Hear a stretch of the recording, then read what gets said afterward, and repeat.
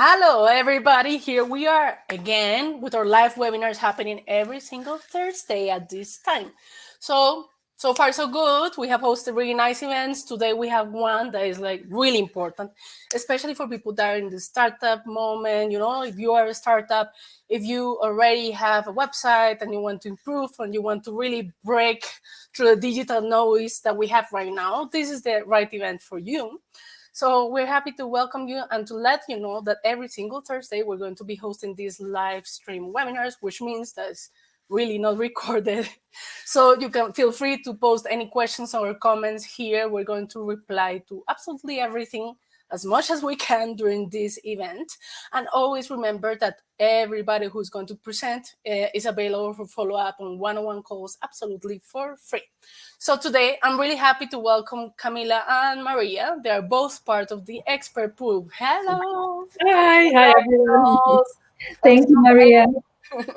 So I'm really happy to have you here, and I want to just give you a little, introduction of who are these amazing chicas. So Camila and Maria, experts in working with startups, in helping you to know the way through, everything that is overwhelming about getting started, and doing this in a really lean, cost-effective way, I know it's difficult. We all have been there. So that's why we are really happy to invite Camila and Maria to go through the very basics on creating your online presence and giving you the right tools to do everything. So girls, I give you the digital floor to introduce yourself and get started. Boom. Okay. Thank you, Maria. So, hi guys, it's my pleasure to be presenting here. So I'd like to start with introducing two of us. So I have a presentation prepared. So just give me a second. I'm gonna share my screen now. Yes.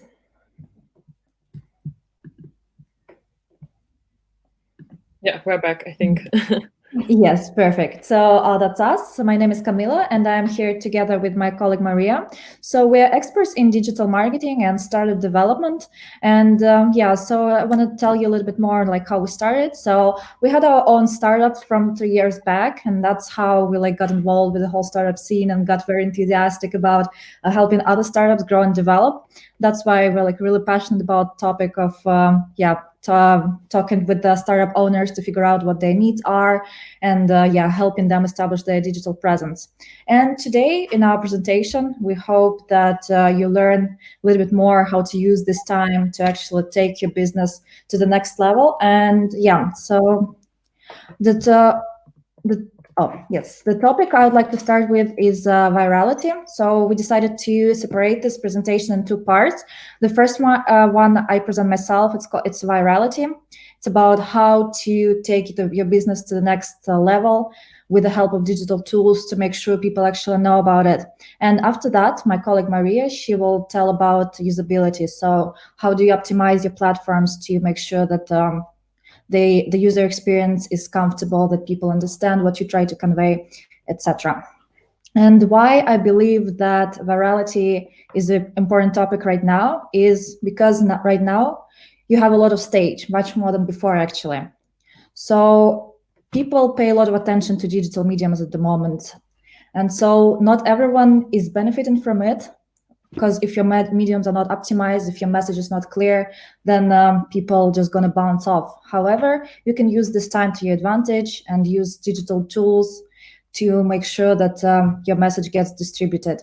And that's why I believe virality is an important marketing medium, because with the help of virality, you can ensure that many people than your original target audience can get to know about you, can get to know you, and as a result, increase your business value. And there are different types of viral campaigns. So I'd like to begin with telling you a bit more. So what is viral marketing? In other words, it's called virus marketing. So it is distributed from one person to another.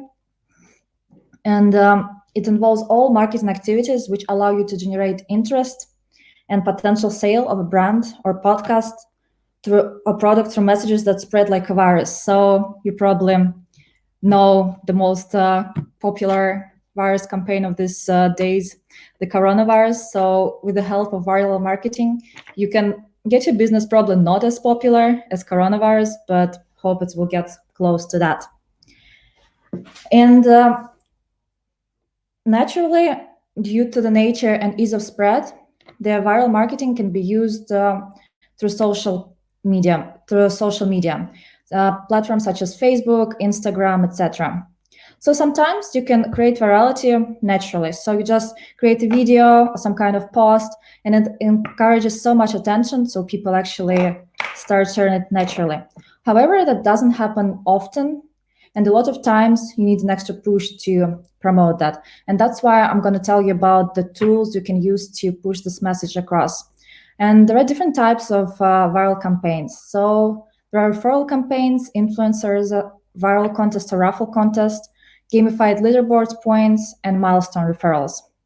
So I'm going to tell you a little bit more about the types of viral campaigns which we used ourselves and which we believe is the most easy to implement. And yeah, hope that you find it useful in your business as well. So the first type of viral campaign I'd like to tell you about is referral campaign. So in its essence, it's quite easy.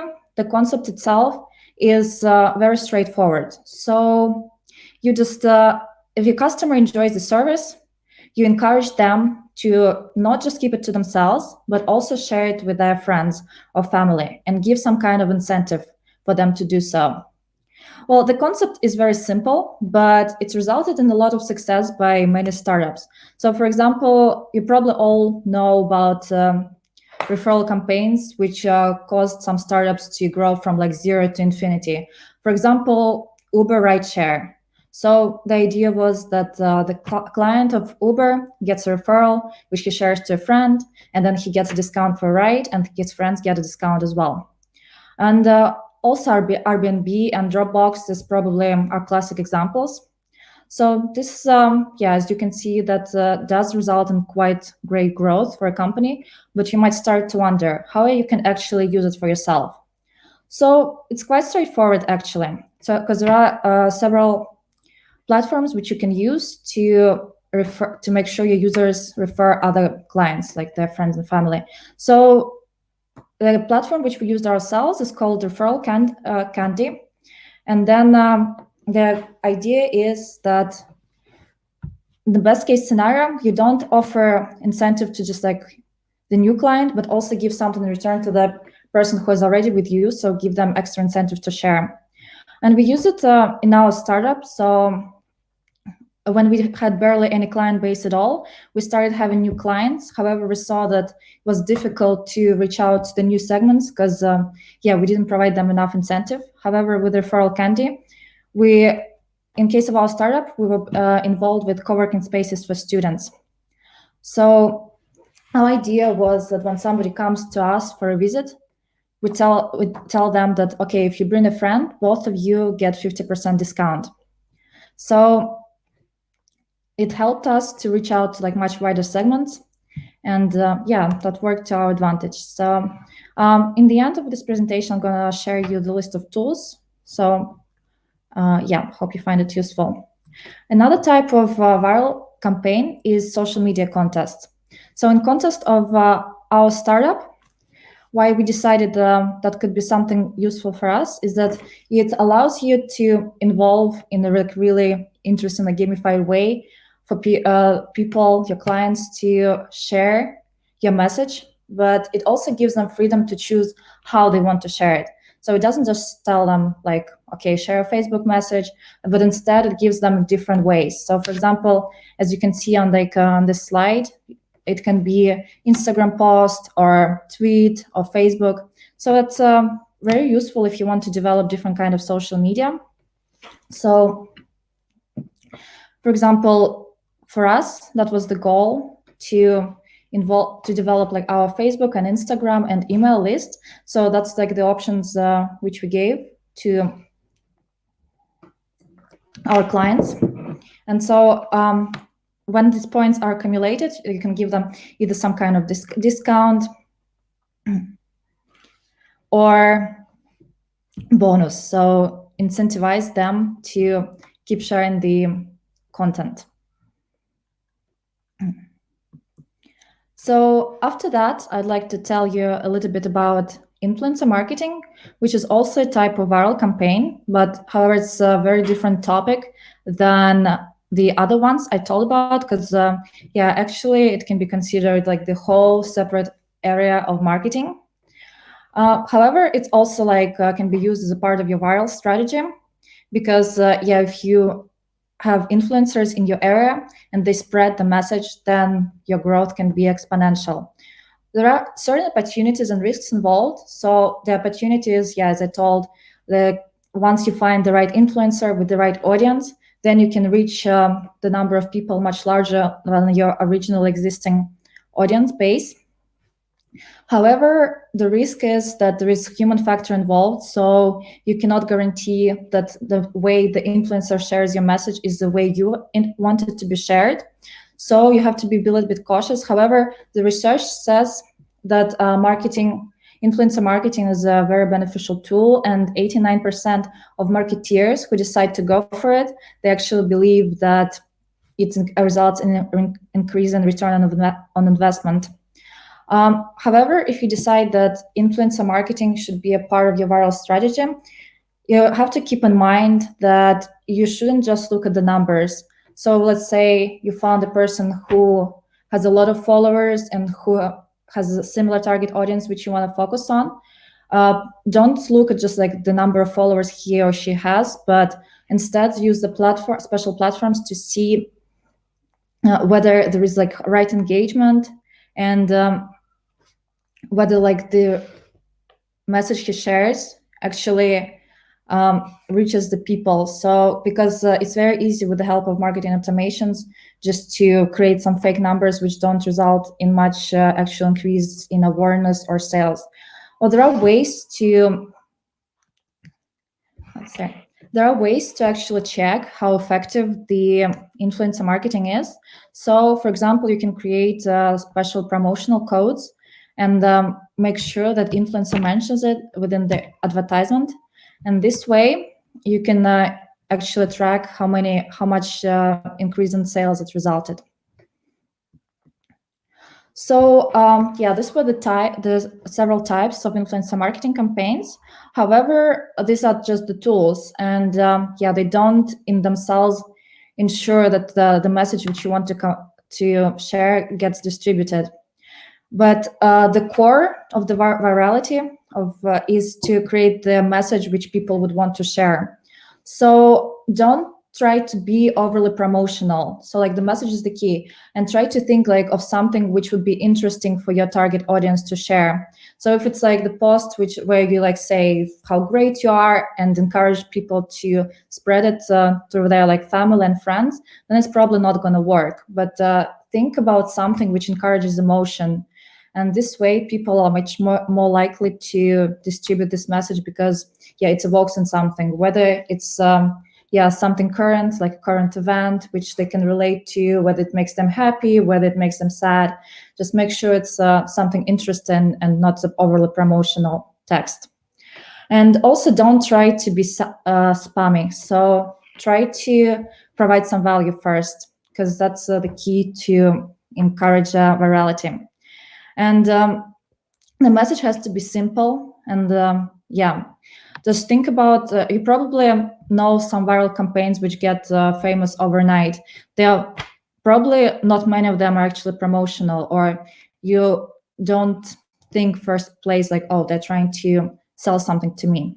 But yeah, think of creating value and being concise and straight to the point and evoke emotion. And that's the key pillars of successful viral campaign. So here are the list of the tools which you can use to create virality. And yeah, I hope that you manage to use it in the context of your own business. And as the second part of my presentation, I would like to give a word to my colleague, Maria, who will continue to present further. Yes, thank you very much. Let's switch to a different screen now. Yes. Just a moment. I'm gonna make sure that all of you actually see my presentation. Yes, so I'm going to talk about usability. And just one more second to be sure that we are all set. Yes, so as a continuation of our presentation today, I would like to tell you a bit more about usability and usability testing, which is also very important and very actual for this current time when we all are in quarantine, sitting at home and trying to be as productive as possible and trying to use our time as useful as it can be.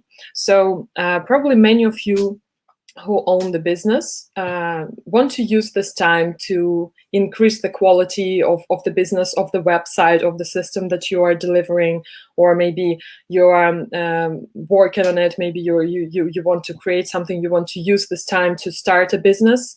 So whatever you are doing, due to the fact that we now live in this modern, highly technological world, website, system, and online presence is very important, no matter what final product you sell. And I'm gonna tell you a bit more what usability is, why it is so important, and how to test for it. But first of all, let's dive into what usability actually is.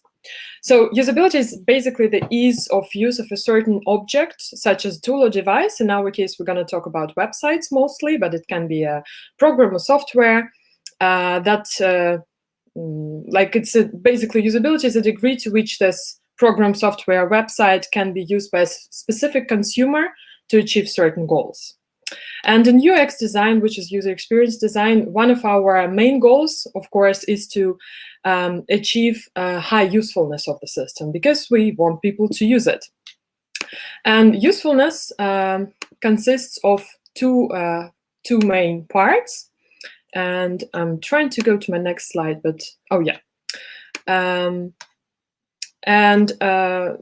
Basically, it's two components of the usefulness, which is utility and usability. And utility is what does your system do, what kind of final product you deliver, and that's up to you. That's up to you to increase its quality as much as possible. And usability answers the questions like, can they learn the interface? Are they able to use and operate the system successfully to get to this final product? And again, I would like to emphasize the importance of increasing usability to its highest extent, because many people actually think that the most important thing is the quality of the final product, because that's what people are going to use at the end, right? But the thing is, maybe in the past, when we didn't have internet and websites and online world, that was the case, because all the physical products were just sold on the market, and you could just come by and, touch, feel the product, look at it, and feel its quality, and maybe then decide to buy it. But now, no matter what kind of product you are selling, if it's a physical product or a service, or doesn't matter actually if you have the physical store or not, because even if you have a physical store, then probably part of your sales will be coming from the online stream.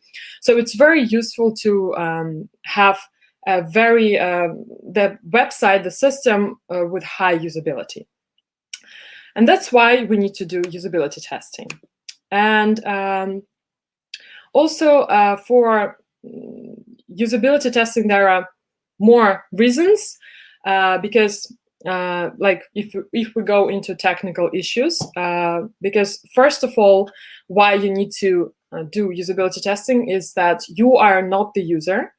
And you can't really pretend that you haven't seen your own website and just wipe off your brain and look at it from the objective point of view. That's impossible. If you've been working on a certain system for quite a while already, you become a bit biased. Maybe there are certain things that you personally like. Maybe there are certain colors that you use in your website that personally appeal to you, but might not appeal to other people. So it's really important to ask other opinions to find out what would be the most realistic, the most objective view to the system that you want to launch. Second reason is that it's much cheaper and easier than most of the people think. The usability testing is much cheaper and easier. It doesn't require huge investments as many people think. It doesn't require much time, and also it doesn't require huge groups of people. Of course, when you're doing quantitative analysis, then it might change. But when the goal is to drive up the quality, the design quality, then testing with 3 to 5 users would be actually optimal, most optimal. And I'm going to talk a bit about it a bit later. And the third reason is that usability testing is very convincing for your team. For example, if you're working with a team of co-founders and before implementing certain change to your system, you want to have a reliable reason for that. And if it's only your opinion or your teammates' opinion, then, you know, it might not be the case that other people will think the same way. So it's much better to test before you implement certain changes, before you spend a lot of effort to implement the change. And now when we've all realized how important it is to test for usability, I would like to tell you how it's actually done. And there are known to be 3 main pillars for usability testing. And the first one is that you need to get really representative users. So meaning your target audience, not everyone who you can possibly get, but really typical users that might become your potential customers. Of course, if you're designing for an internal usage, it might be a bit different. So because then you really need to ask a specific group of people. But in general, you shouldn't pick people from your own company or people that you already know or people who are already acquainted with your product and might have some personal feelings to your product or you. It might be both negative or positive. So if you're only testing with your family members, you might get a bit biased feedback because they probably don't want to be too hard on you. They want to support you, although, well, family members can be also very different. So it's better to exclude certain groups from testing as well. For example, you don't want to test, you don't want to ask people who are too professional in the field that you want to test for. For example, UX designers, they just know too much about how the interface should look like, so they won't be very objective on that. So get representative users. And the second pillar would be give those representative users realistic tasks to perform. So don't be either too vague or too specific. Don't give away too much information, and try not to speak the language that is used in the interface. So for example, if you want to test some kind of system for like an online store or something like that, where people need to search for a product according to certain characteristics, then add it to a shopping cart and go through a payment process. Then don't be too specific by telling them step by step what they're supposed to do. Just give a more general task. For example, you need to find a birthday gift for a friend of yours who is let's say a sports fan, and you have a budget of $30. And then the person gets the idea what he or she is supposed to do, but doesn't get too many details how he or she needs to get to the final product, to the final step. So it's better to give general tasks and not to be too specific, but also, of course, not too vague. So you can observe their realistic behavior, how the person is navigating through the website, through the system, and what kind of problems or doubts might arise for this person. So that would be the most realistic behavior you can get.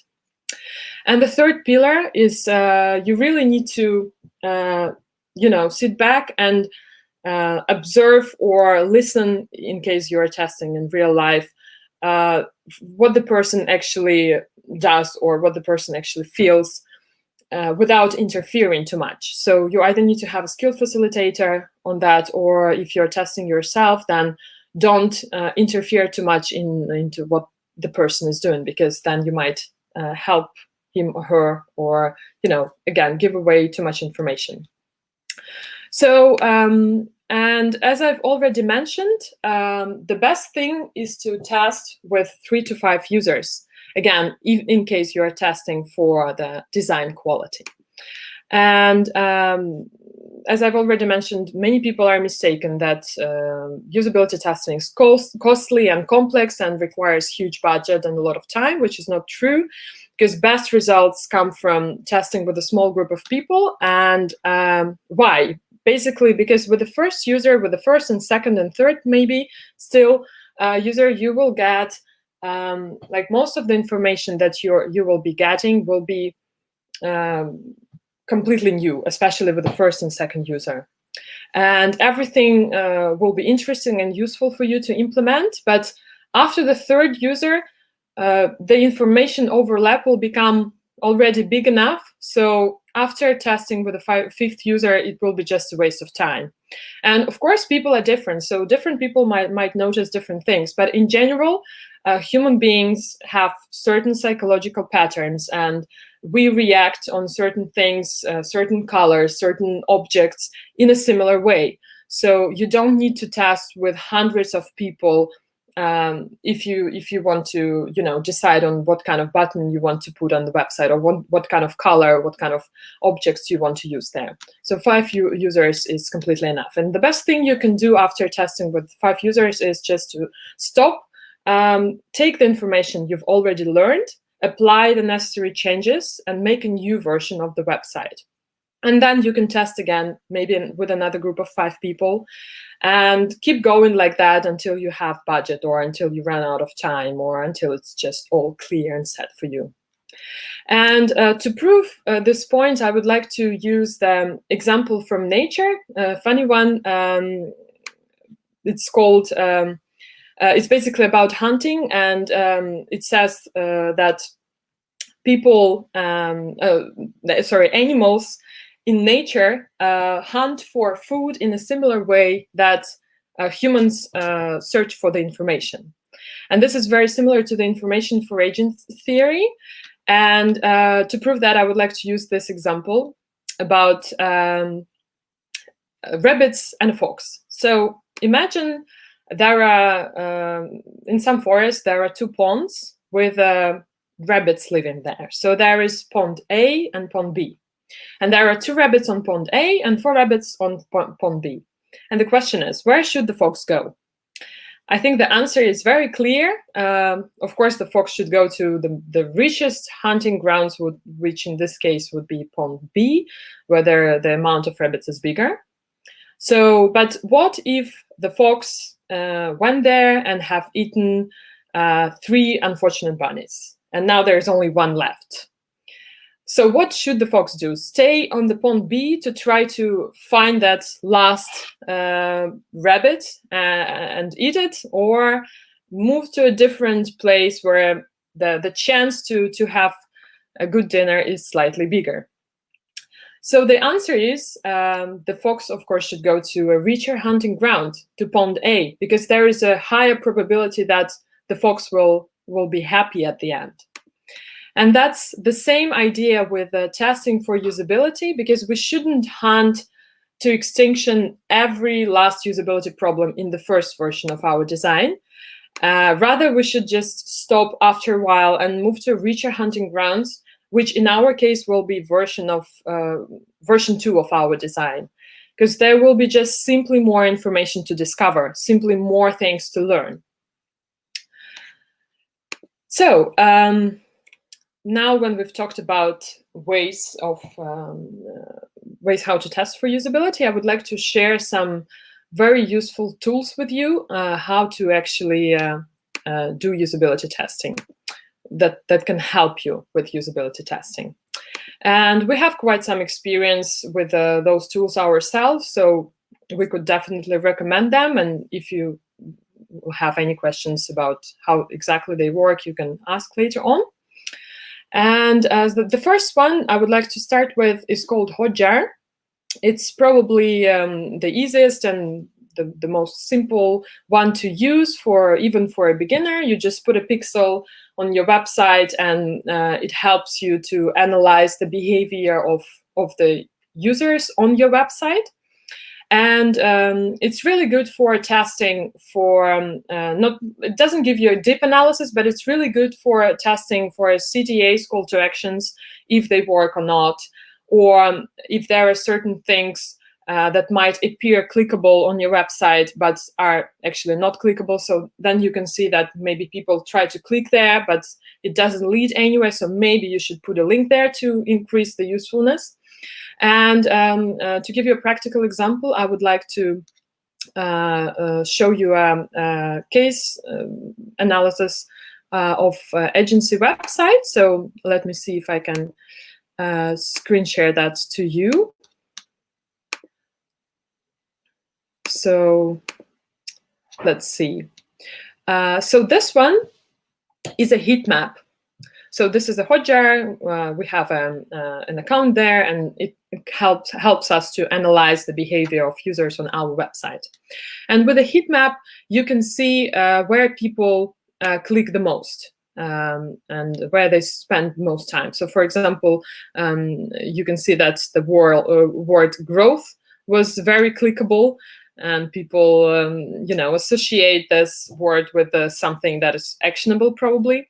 Then of course here it's the contacts, and there are things that are actually clickable, so most of the people after scrolling through the website want to go to contacts.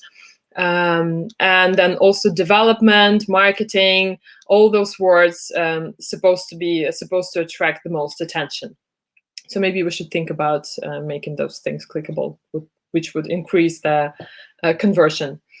And then the next thing that Hotjar helps you with,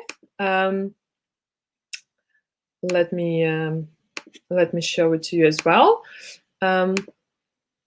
is screen recordings.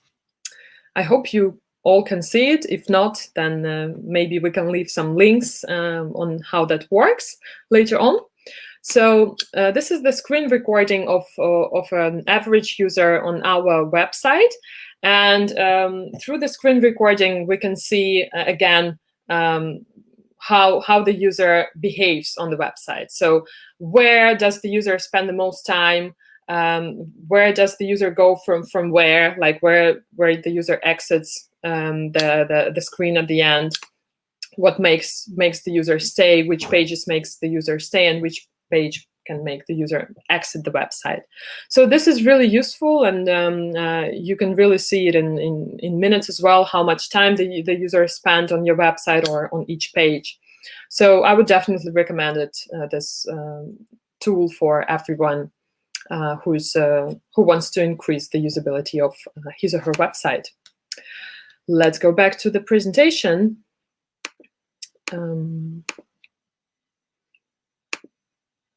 Yes. The next one is the next tool is it's called Usability Hub, and Usability Hub is a bit more concrete with tasks and questions. So you can set specific tasks or ask specific questions with creating small rewards for people who answer those, who complete tasks and answer the questions, like a small compensation or something like that. And that's a cheaper option than the last tool, which is called user testing. And with the Usability Hub, the most useful thing that you can do probably is a 5-second test. 5-second test gives you helps you to set a kind of test where the person can look at your website or at a page that might interest you for exactly 5 seconds, and then give a feedback, because the first impression is very important. And with the current information overload, you really need to stand out so that the website gets person's attention and makes him or her stay on your website. And also it's very important to be clear from the first glance what kind of product you deliver. because you might be wrong with the colors or the amount of objects you use, and then the person will get confused and will not get the basic idea of the actual idea of what you're selling. So 5-second test is definitely a very useful thing and can be easily performed using Usability Hub. And the last one, the last tool that I would like to talk about is the user testing. It's the most sophisticated of all that are present on this slide, and the most profound analysis, and gives you the most profound and detailed results.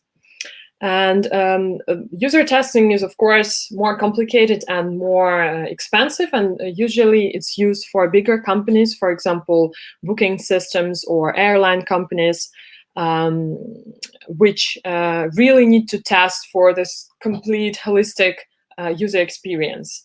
So it might take several hours to complete the tasks that the user is given. And those companies really want to observe the complete behavior of the person. So you might even have the headphones and the microphone on to be able to speak while you're searching, navigating through the system, and give feedback while in the process during the navigation, and also share your thoughts. Like, for example, okay, now I have this task and I'm doubting whether I should go there or there, or click there or there, because it might be not very clear to me where it will lead. So, you can actually speak while you are completing the tasks, and that will give the company a more detailed and more clear feedback. So the behavior of the person can be really observed step by step and analyzed step by step.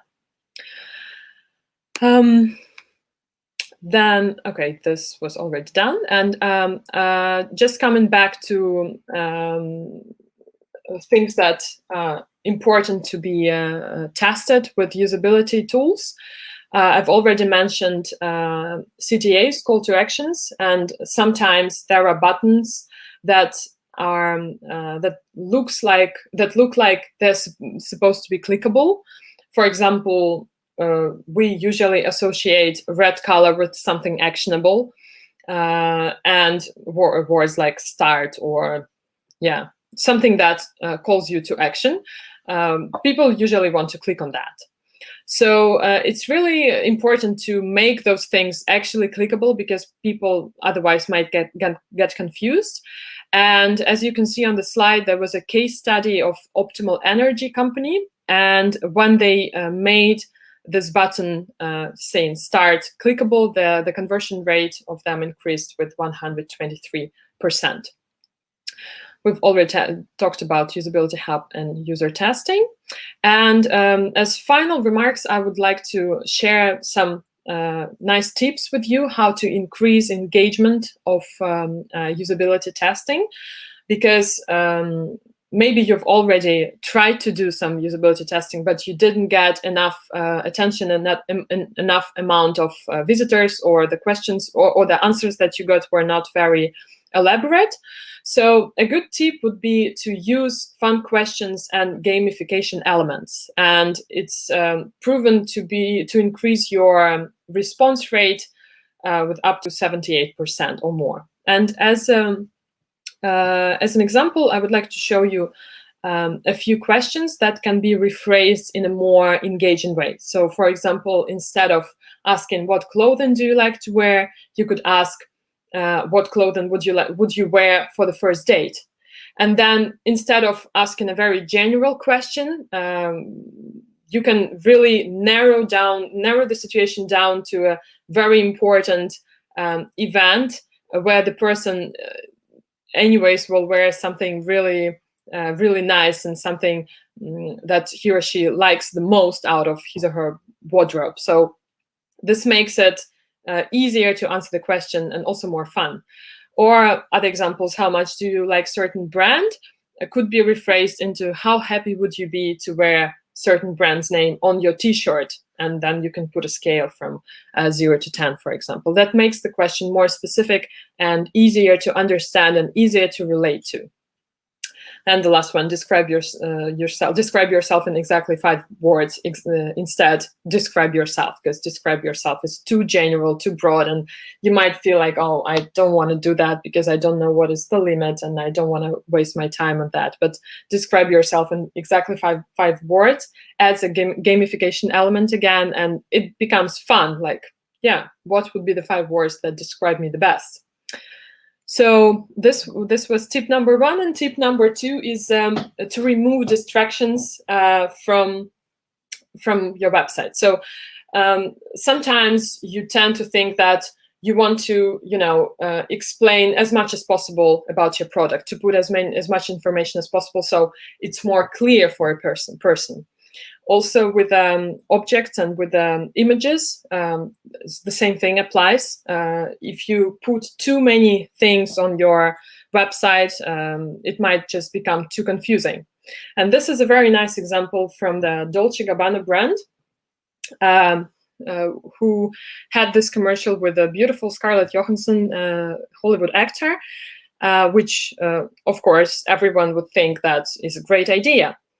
But actually, when they tested for usability, and here they used the special kind of analysis where they could track the eyes, where the people, the site where the people would look, were exactly on the screen, and it resulted in this. Everyone was just distracted by beautiful face of Scarlett Johansson and completely lost this small perfume picture in the corner saying Dolce & Gabbana, the one. So at the end it might have been not the best idea to do. And here I end my presentation, and I would like to use to move to Q&A session, and maybe Kamila can join me here.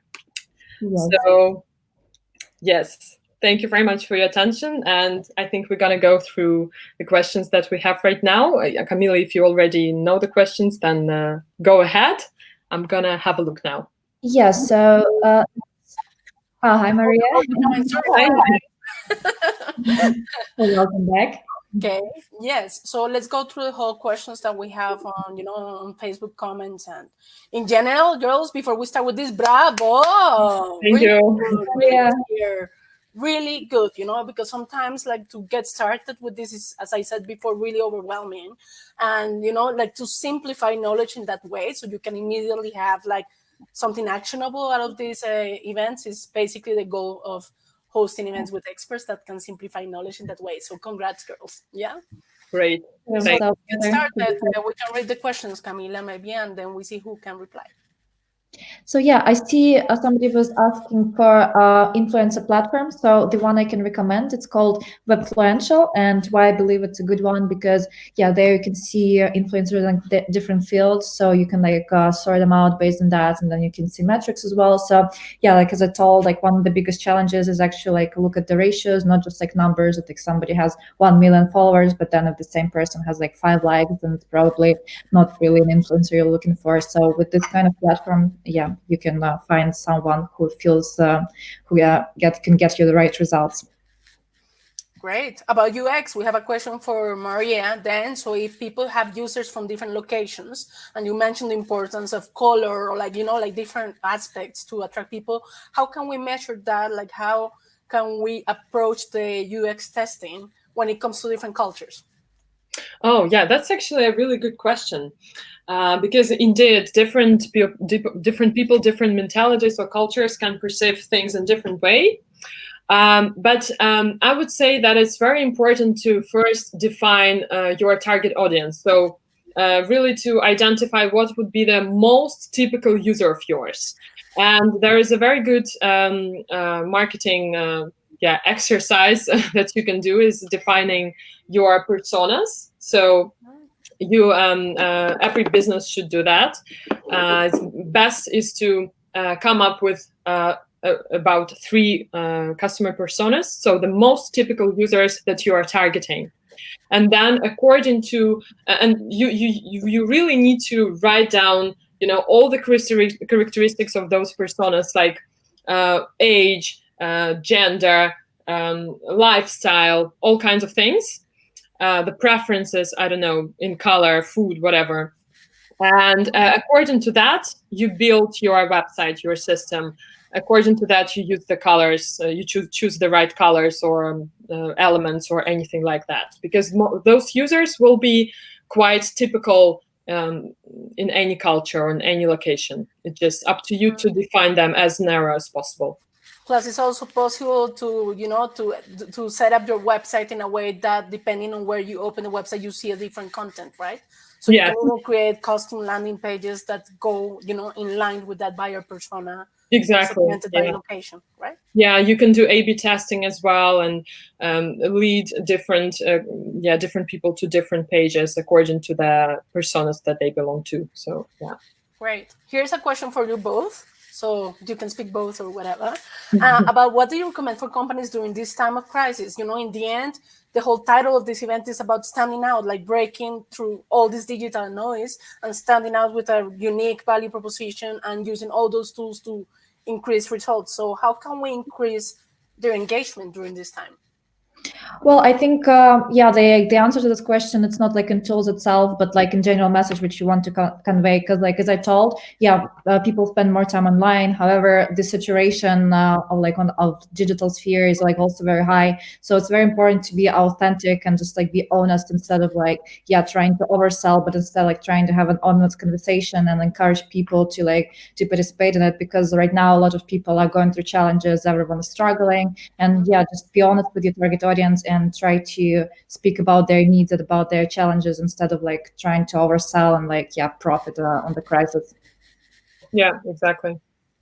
Great. And about, that comes through a value proposition on how it should be crystal clear. I really like that everything that we do in online marketing, we always do the offline reference, right? Like the metaphor of, you don't come to you don't come suddenly like, hey, now I'm in business, do this, do that, do that. It should feel, it should feel human. And I really like the examples that you showcase here, and also, like how you frame it in a way that people behave more from an authentic place, like that they do marketing from authenticity and really in line with their value proposition. Are there any tips or if you're just getting started, how do you define that value proposition? Well, I think, if you don't mind, I'll just... I think I just want to say that it's a good question for Kamila because she's pro in value propositioning. I think the point you should start with is not what you do, but why you do what you do. So think in terms of your customer needs, because of course, as an entrepreneur, as someone who's doing something you're passionate about, you want to tell about how amazing it is what you do, but think first what the needs of the people, speak in the terms how you solve their pain. And so that's the key in any marketing activity, but especially in times like this one. Perfect. Anything to add, Maria? I saw a lot of questions about tools for usability tests, but I hope I covered it in the presentation already. And if there are any more things that people would like to know, then maybe we can also add it to presentation or somewhere else, put some links. So I hope, because I definitely see people are interested to know about the usability testing tools. Okay, really important, if you haven't registered to this event and we don't have your email, make sure that you send it to us via inbox so we can send you the full presentation, that includes all the links to these tools that we have recommended. We have a question from Tiziano. He said, what key suggestions will you give to make the founding competition of an upcoming leisure app viral? So basically, how can we make, or what do you suggest for this app to go viral? The core target is university students. So what would you suggest in terms of making that, founding competition? Well, it's is it already live, or that's pre-launch stage? Because it's changes it a little bit. Does it say? No, as I see it, it's upcoming. So it's about to be launched. This this app. So it's a because there are for leisure. a little bit different paths you can follow, like depending on like whether it's already existing product with already like existing like customer personas, and like there is some people who already know about it, versus like if it's something completely new. Because if it's something completely new, there are like specific kind of platforms which are targeted specifically at startup, for example, like Product Hunt, and there before you even launch, you can like create some hype or like reach out to like influencers or like magazines in the field, or like student magazines, so like create some hype even before you start something. Or like it's like usually you can even like do offline events, like which we did with one of our clients, for example, which like not the case right now, but could be like one of the channels. And if it's something where a platform which already has some users, then you can use the referral platforms which I told about. So encourage people like to share the message and give them some benefit for doing so. Yeah, the important thing is to showcase, like to highlight that what we're doing is a combination of things, like it's not like if you click here and use this tool, then it's done. We have covered a lot of different suggestions. And maybe if we have anything specifically for mobile applications that we can suggest in this case, or something that has like also a good, a good coverage on both, how do you say that, online products and mobile products. Well, I think for a virality, it doesn't really change much if it's like a mobile application. Well, because it's mostly, as I told, like social media is the best channel. So like if you're a company which like interested to have like social media channel or like use it for your needs, then it can be like, digital business. It can be like mobile application that will work in a similar matter in any case. Yeah. Okay, and of course, don't forget to combine it with the offline world. If you're targeting university students, talk to potential partners within universities, right? So people like, of course, there's a bunch of Facebook, groups around student life. For the Netherlands, you have it per university or per culture. So just creating a basic database of all the groups that you have out there with the students, plus talking directly to the universities. Yeah, after Corona is over. Great. I think that's everything that we have in questions. What we're going to do is tell you a little bit about the next steps. Both Maria and Kamila are going to stay checking, the comments after the event. They're going to stay for some time to reply to your questions. So don't worry, the conversation is going to continue.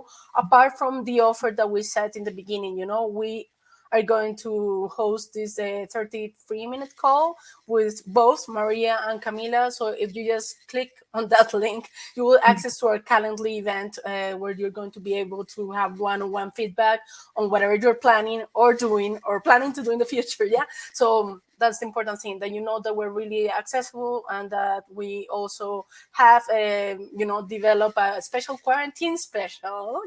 Then I give you the floor, girls, to tell more about this special offer, so we can have everything set by the help of experts. We really believe that we need to give you a strategic base to be able to start going viral. So let's tell me more about this quarantine special, girls. Yeah, so basically now, since everyone is at home, and again, as I mentioned at the beginning of my presentation, we all want to use this time in the most useful way. From our side, we would like to offer this special quarantine offer and discount. We would really like to help you improve your website, usability, virality, user experience, everything. And just follow the link which is, I'm not sure if it's on this slide or there, and it's also going to be posted. We can post it in comments now, so you can see it as well. We're going to post the link, and if you follow the link, then you can leave your leave your request for complete website analysis. We will give you a report, and it will include user experience, design, usability, visuals, tone of voice, consistency of the website. So the most detailed website report. We will be very happy to do it for you, since we have a lot of free time right now. We also want to help you with improving your website or improving your business, growing your business. So yeah. And I really like the money back guarantee. If you don't reach the goal, we have no problem to refund you guys. Really, these are things that we can measure. So we're not talking about, let's go viral, it's fun. We're talking about, we have the tools, we have their expertise to work together with you and help you along the process, and have a whole strategy built up for you to get direct results, according to the, of course, conversion rates that you established. Yeah. Yeah, So that's thank our you, main goal, girls. to be useful. Thank you, girls, Yes. for this. I'm going to tell you a little bit more about what's happening next. Everybody's invited. As I said before, we're hosting live events every single week. On Mondays, we have something called Coffee Break with Maria. So that's me. I'm going to be interviewing like one of our experts. We have like over like 40 experts across 9 different categories. So just feel free to go to 7daystogo.com to learn more about our experts. And especially for times of Corona crisis, we have tailored a special, a special agenda for these times. Like we're bringing topics that are really relevant for now. So it's not like, oh, I just thought about this topic. So it's really good that you know that everything is super intentional. So now, for example, the upcoming webinar is next Thursday, same time, same channel, on how to improve your productivity, like a toolbox for remote workers. Like me, we're so used to work remote, or we have teams everywhere. But for many people, this is completely new. And it's like, how do I get around it, So we have invited our expert on digital marketing and strategy, Christian Socarrás, and he's going to be exposing, presenting what can I count on, when it comes to conferencing, when it comes to maybe hosting events like this, what can you use to make the best out of this time, that is like, it's a bit imbalance between like complete productivity and focus and complete disaster. And everybody's like, oh my God, it's so overwhelming, especially when you have a lot of things that potentially can happen, including Netflix, including everything. So yeah, we're invited to this webinar, and the next one, the next Thursday. So that's the 23rd. We have the Google marketing expert. There are like 16 all around the world, and he was like chosen by Google. So this guy knows about marketing a lot. He is from Colombia. Yes, I'm also from Colombia.